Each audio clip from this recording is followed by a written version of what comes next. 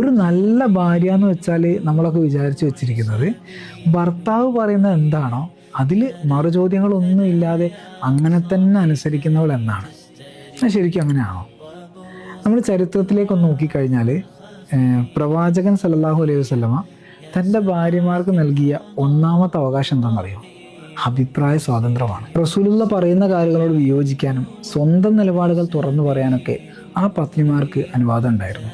Hudaibiya സന്ധിയിൽ ലോകം തകർന്നു നിൽക്കുന്ന സമയത്ത്, ആണുങ്ങളെല്ലാം പകച്ചു നിൽക്കുന്ന സമയത്തും ഉമ്മു സൽമ റളിയല്ലാഹു അൻഹ, അതായത് റസൂലിൻ്റെ ഒരു പത്നി, അവർ കൊടുത്തൊരു ഉപദേശം സ്വീകരിച്ചുകൊണ്ട് പ്രതിസന്ധിയെ മറികടന്ന ഒരു പ്രവാചകനുണ്ട്. ആയിഷ ബീബി റളിയല്ലാഹു അൻഹ ചോദ്യങ്ങളൊക്കെ ചോദിക്കുന്ന സമയത്ത് അതൊരു അഹങ്കാരമായി കാണാതെ അറിവ് നേടുന്ന, അതായത് വിജ്ഞാനമായി കണ്ടിരുന്ന ഒരു പ്രവാചകനുണ്ട്. എന്നാൽ നമ്മുടെ വീടുകളിലൊക്കെ ഇന്ന് നടക്കുന്നത് എന്താണ്?